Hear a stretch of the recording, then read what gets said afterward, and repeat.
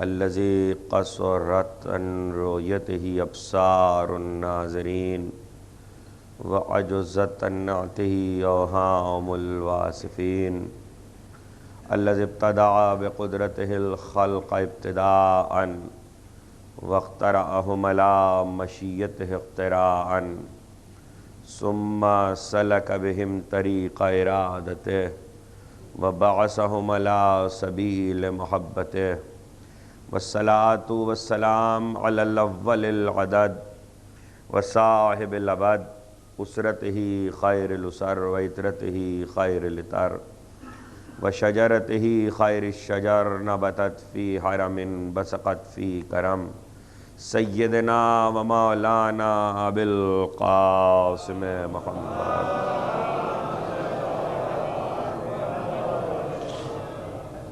وأهل بيته الطيبين الطاهرين المعصومين المظلومين الذين أذهب الله عنهم الرجس وطهرهم تطهيرا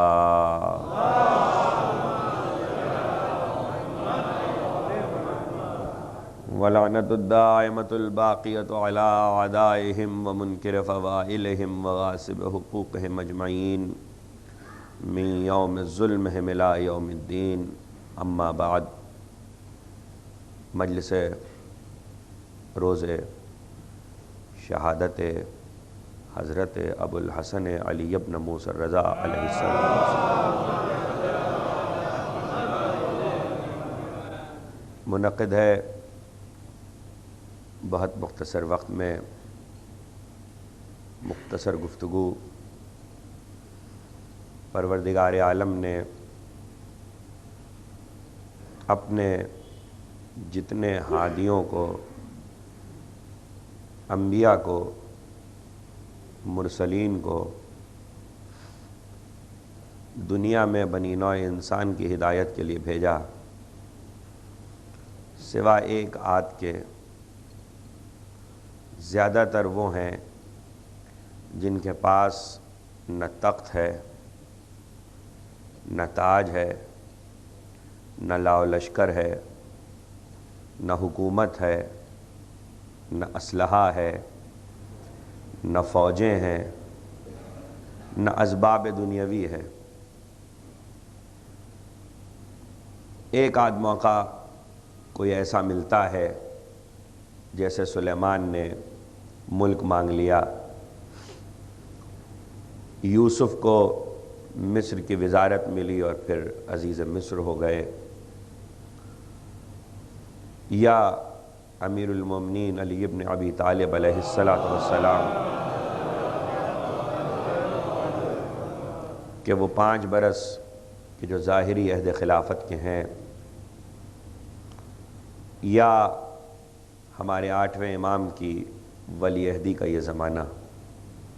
اس کے علاوہ تاریخ میں اللہ کے بھیجے ہوئوں کے پاس بظاہر اسباب اقتدار و اسباب دنیا موجود نہیں ہیں بظاہر، لیکن اس کے باوجود جو سوچنے کی بات ہے وہ یہ ہے، اسی مثال کو دیکھ لیجئے 201 ہجری میں بسد اسرار بہت تاکید کے ساتھ زبردستی امام کو مدینے سے طلب کیا اور کہا کہ ہم آپ کو ولی عہدی دینا چاہتے ہیں، لیکن 3 سال میں ایسی کیا تبدیلی آ گئی کہ اسی مامون کو جس نے ولی عہدی کا فیصلہ کیا تھا کل علی رضا کے لیے، اب وہی یہ فیصلہ کرتا ہے کہ زہر دے دیا جائے۔ کبھی کبھی تاریخ پر اس رخ سے بھی سوچا کیجئے کہ 3 سال میں وہ کون سی قیامت تھی، 3 سال میں وہ کون سا انقلاب تھا، 3 سال میں وہ کون سے بدلے ہوئے حالات تھے، بلکہ 3 سال سے بھی کم مدت ہے۔ 201 میں بلایا گیا ہے، 203 میں شہادت ہے، تو اس سے بھی کم مدت ہے۔ تو کیا ایسی تبدیلی آئی کہ حاکم آمادہ قتل ہو جاتا ہے، جبکہ یہ اپنے گھر میں بیٹھے ہیں، مدینے میں گوشے میں ہیں، اپنے جد کی طرح اپنے اجداد کی طرح، اور ایک گوشے میں بیٹھ کر بھی نہ لشکر بنا رہے ہیں، نہ اقتدار کی کوششیں کر رہے ہیں۔ صورتحال وہی ہے جو سید الشہداء کے ساتھ تھی کہ بیعت تو تو نے خود مانگی ہے، حسین ابن علی تو حصول اقتدار کے لیے نہیں نکلے ہیں، تو ایک گوشے میں اپنے گھر میں نانا کے روضے کے پاس بیٹھے ہیں، تو پھر جب تم نے خود بلا ہی لیا ہے تو اب آمادہ قتل کیوں ہو؟ آمادہ قتل کے پیچھے ایک جذبہ کام کر رہا ہوتا ہے ہمیشہ، اور اس جذبے کو قرآن مجید نے بہت واضح لفظوں میں بیان کیا ہے۔ ام یحسدون الناس علی ما آتاہم اللہ من فضلہ لقد آتینا علی ابراہیم الکتاب والحکمہ وآتیناہم ملکا عظیما۔ کیا تم اس پر حسد کرتے ہو کہ ہم نے جو انہیں اپنے فضل سے نوازا ہے، ہم نے اپنے فضل سے نوازا ہے؟ ذرا سی دیر کی گفتگو ہے لیکن یہی ایک فضیلت کا پہلو ہے۔ اور ہم نے آل ابراہیم کو کتاب بھی دی، حکمت بھی عطا کی، ملک بھی دیا، اب تم حسد کر رہے ہو۔ میں پوچھنا چاہتا ہوں پروردگار سے، تو جسے ملک کہہ رہا ہے اس میں لشکر کہاں ہے؟ تو جسے ملک کہہ رہا ہے اس میں تخت کہاں ہے؟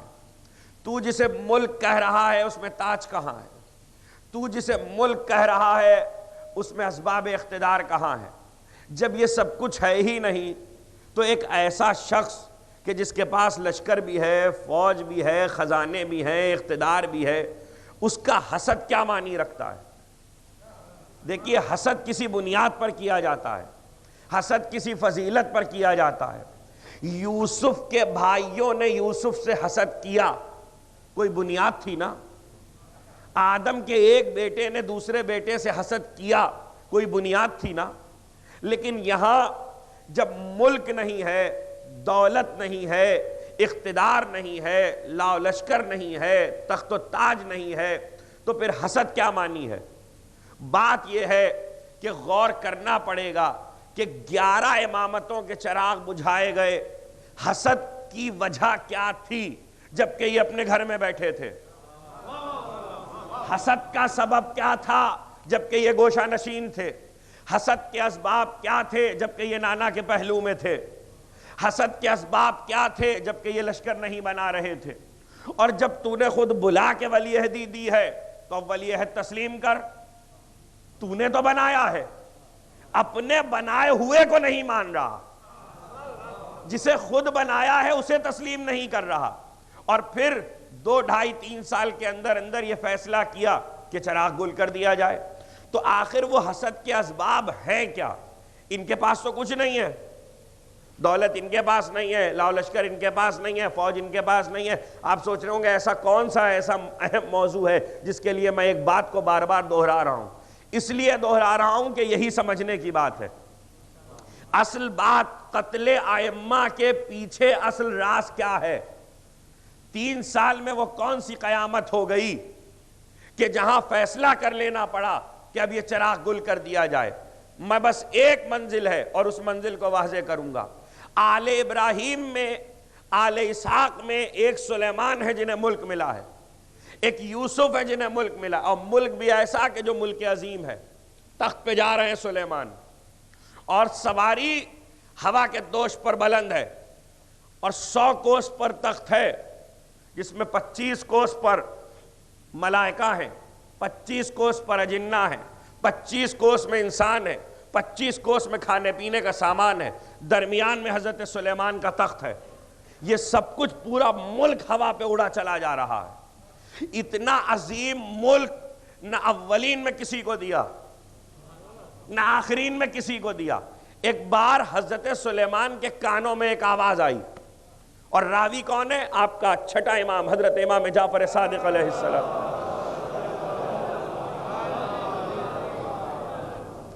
امام فرماتے ہیں کہ سلیمان کے کانوں میں ایک آواز آئی، سبحان اللہ، سبحان اللہ۔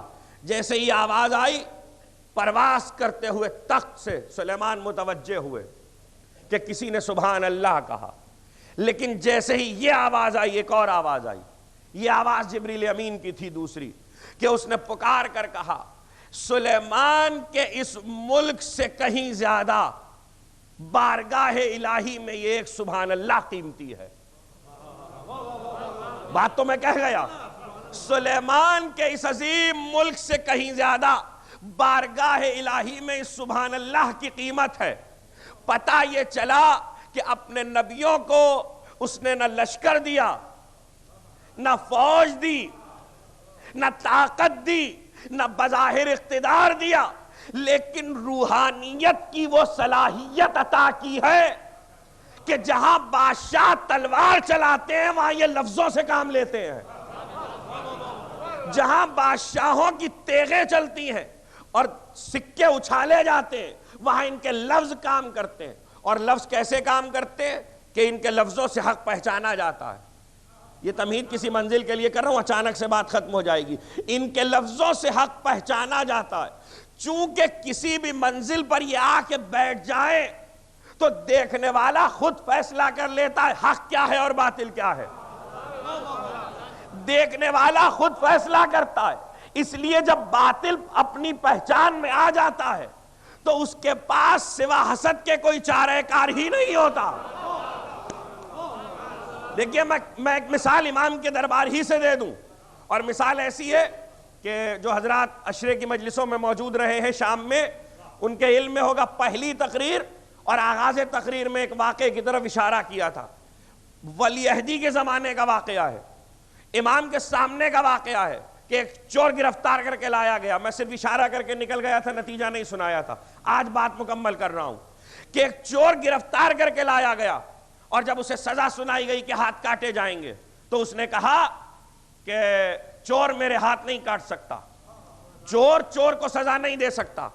تو حاکم نے پوچھا میں کیسے چور؟ اس نے کہا جو تیرا حق نہیں ہے،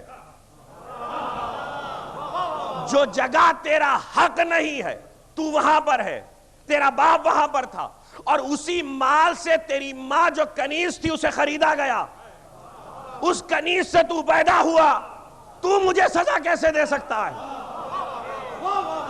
دیکھیے یہ گفتگو. میں دو مثالیں پیش کروں گا اور دونوں اتفاق سے تقریباً قریب کے موقع ہیں. یہ ایک بیٹی بھی آئی ہے، آنے والی شام کی کسی تقریر میں عرض کروں گا کہ بیٹیاں کیوں بھی آئی گئیں. ایک بیٹی بھی آئی ہے 8ویں امام کو، دوسری بیٹی بھی آئی ہے 9ویں امام کو. 9ویں امام دربار میں بیٹھے ہیں، بلایا ہے اور چور آ گیا. اور جس وقت چور آیا ہے گرفتار کر کے لایا گیا تو پوچھا گیا کیا سزا دی جائے؟ کہ ہاتھ کاٹے جائیں. ایک عالم نے کہا جو دربار میں بیٹھے تھے انگلیوں سے، دوسرے نے کہا کلائی سے، تیسرے نے کہا کونی سے، چوتھے نے کہا بازو سے. علماء اسلام میں اختلاف ہو گیا کہ ہاتھ کہاں سے کٹے گا. تو حاکم نے امام کی طرف دیکھا، آپ کے 9ویں امام کی طرف. یہ 8ویں امام کا واقعہ تھا، وہ 9ویں امام کا واقعہ ہے اور ابھی نوجوانی کا عالم ہے. امام نے کہا مجھے معاف رکھ، مجھے معاف رکھ، میرا عذر قبول کر، تیرے فقہا نے جو فتویٰ دیا اس پہ عمل کر لے. یہ امام کی بصیرت ہے. دیکھیے میں آپ کو بتا رہا ہوں حسد شروع کہاں سے ہوتا ہے، حسد شروع کہاں سے ہوتا ہے. اس نے کہا نہیں آپ کو بتانا پڑے گا. تو امام نے کہا المساجد للہ، قرآن کہتا ہے کہ مساجد اللہ کے لیے ہے اور مساجد مسجدوں کی جمع نہیں ہے. مساجد کہتے ہیں اعضائے سجدہ کو.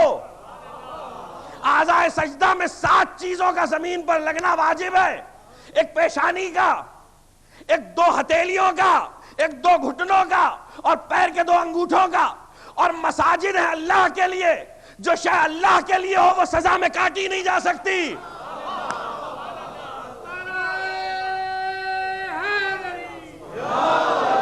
جو شے اللہ کے لیے ہو وہ سزا میں کاٹی نہیں جا سکتی. اللہ اکبر. تو اس نے کہا پھر ہاتھ کہاں سے کٹے گا؟ کہا انگلیوں سے. ہتھیلی نہیں کٹے گی، اس لیے کہ اگر ہتھیلی کاٹ دی جائے، کلائی سے ہاتھ کاٹ دیا جائے تو سجدہ کرے گا تو محروم ہو جائے گا، اس کو محروم نہیں کیا جا سکتا. تو امام کے حق کہنے سے کون پہچانا گیا؟ امام کے حق کہنے سے کون پہچانا گیا؟ فقہا پہچانے گئے نا، باطل پہچانا گیا نا، علماء پہچانے گئے نا. اس وقت جو 8ویں امام کے سامنے چور آیا ہے اور اس نے کہا کہ چور مجھے سزا نہیں دے سکتا حاکم کو مخاطب کر کے، تو اب حاکم کرے کیا؟ اس نے دیکھا کہ ولی عہد میں نے بنایا ہے تو اس وقت یہ مجھے بچا لیں گے، مڑ کر کہنے لگا اے فرزند رسول آپ کا کیا خیال ہے؟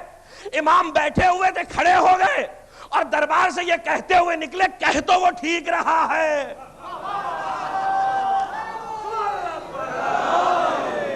کہہ تو وہ ٹھیک رہا ہے۔ یہ ہے وہ واقعہ جو قتل کی بنیاد بنا ہے امام کی۔ یعنی حسد یوں پیدا ہوتا ہے کہ چہرہ پہچانا گیا، ختم ہو گئی تقریر، رات کا وقت ہو اور اندھیرا ہو جائے اور اس بزم میں چور آ جائے اور وہ ارادے سے آئے کہ کچھ چرانا ہے، اور ایسے میں اندھیرے میں میں ایک شمع جلا دوں، تو چور پہلا حملہ چرانے والی چیز پر نہیں کرے گا، شمع پہ کرے گا، تاکہ شمع بجھ جائے تو روشنی میں میرا چہرہ نہ پہچانا جائے۔ اب سمجھ میں آیا چراغ امامت کو کیوں گل کیا گیا؟ چراغ امامت اس لیے گل کیے گئے تاکہ ہمارے چہرے نہ پہچانے جائیں۔ یہ ہے وہ سبب۔ روز شہادت مقصود تھا کہ ایک پیغام اپنے نوجوان دوستوں کے حوالے کر دوں۔ اللہ اکبر، یہ دربار ہے، ولی عہدی دینے کے باوجود یہ خطرہ تھا کہ کہیں چہرے نہ پہچان لیے جائیں۔ اور کیسے نہ پہچانے جاتے؟ حق تو خود بولتا ہے۔ دیوبل خزائی آ گیا اور اس نے آ کر قصیدہ پڑھا، ختم ہوئی تقریر، اس نے آ کر قصیدہ پڑھا اور عجیب قصیدہ پڑھا۔ اس قصیدے میں اس نے غدیر یاد دلا دی۔ غدیر، کبھی اگر موقع ہوا تو شرح کروں گا کہ اس نے اس قصیدے میں غدیر کیوں کر یاد دلائی۔ یہ تو وہ قصیدہ تھا جو اس نے دربار میں پڑھا تھا۔ ایک دن امام کے پاس آیا اور امام نے کہا اے دیوبل خزائی، کوئی مرثیہ ہے؟ کچھ شعر کہے ہیں؟ روز شہادت ہے، مجھے آپ سے کچھ کہنے کی ضرورت نہیں ہے۔ امام نے کہا کہ کچھ شعر کہے ہیں؟ کہ فرزند رسول ایک مرثیہ کہا ہے۔ کہ سناؤ۔ بیٹھ گئے امام، دیوبل نے مرثیہ پڑھنا شروع کیا۔ مرثیہ جب فضائل سے ہو کر مصائب کی منزلوں پر آیا تو دیوبل شعر پڑھتا ہے، اللہ فاطمہ کے آنچل کے ستارے کہاں کہاں بکھر گئے، اللہ فاطمہ کی گود کے پالے کہاں کہاں پہنچے، اللہ زہرا کے بیٹے کس کس زمین میں دفن ہوئے۔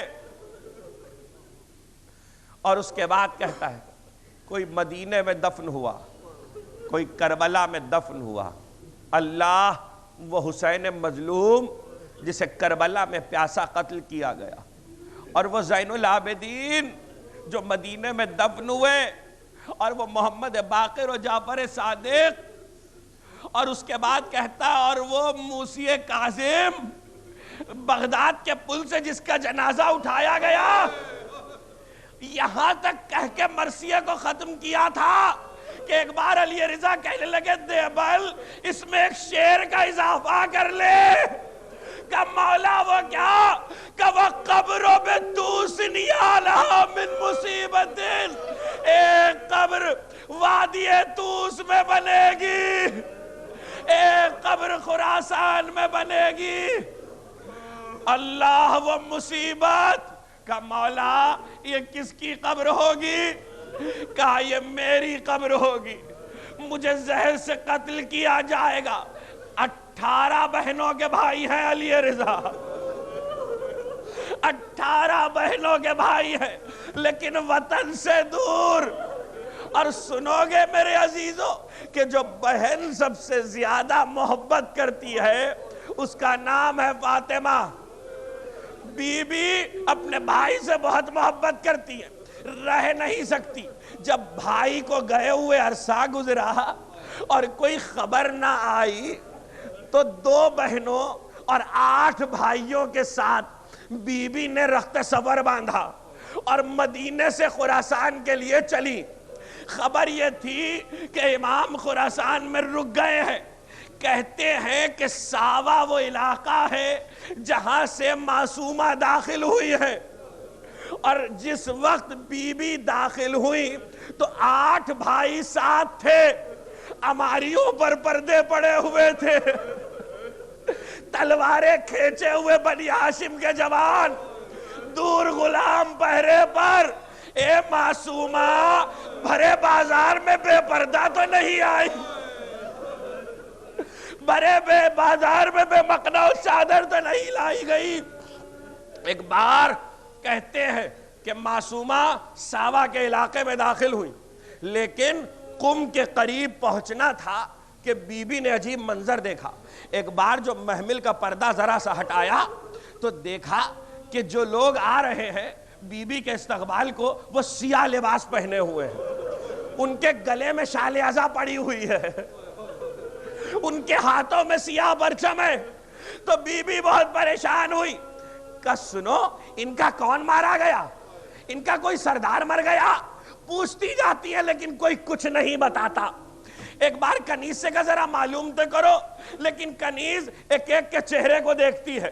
عزیزو، قم کے سردار نے حکم دیا تھا ساری خواتین استقبال کو پہنچے، لیکن جتنی خواتین آئیں سب سیاہ لباس میں ملبوس تھی، سیاہ چادروں میں تھی، ماتم داروں کا جلوس تھا، اور بی بی یہ سوچ رہی ہے شاید ان کا کوئی سردار مارا گیا۔ ایسے میں جب قناتوں کے درمیان محمل کو لے جا کے روکا گیا، ہو گئی تقریر، اور رو لیے آپ جب محمل کو روکا گیا، اور ایک بار بی بی نے پھر پردے کو ہٹایا تو قم کے سردار کی زوجہ آگے بڑھی، بی بی نے اس کے چہرے کو دیکھا اور چہرے کو دیکھ کے کہنے لگی آخر کیا بات ہے، تمہارا کون مر گیا کہ پورا شہر سوگوار ہے؟ تو ایک بار اس عورت نے ہاتھ جوڑے کہا اے معصومہ، اپنے بھائی کا پرسہ قبول کرو، علی رضا مارے گئے۔ یہ سننا تھا کہ ایک بار بی بی نے اپنے سر کو عماری کی چوب پہ پٹکا، سر کو پٹکنا تھا، سر زخمی ہوا، 3 دن فاطمہ زندہ رہی۔ ہاتھوں کو جوڑ کے کہوں گا، اے معصومہ، اپنے بھائی سے بہت محبت کرتی تھی آپ، لیکن بھائی کی خبر شہادت 3 دن سے زیادہ برداشت نہ ہوئی۔ ہائے زینب، بھائی کے گلے پہ چلتا ہوا خنجر دیکھا، اور بہن پکار رہی تھی اے پسر سعد۔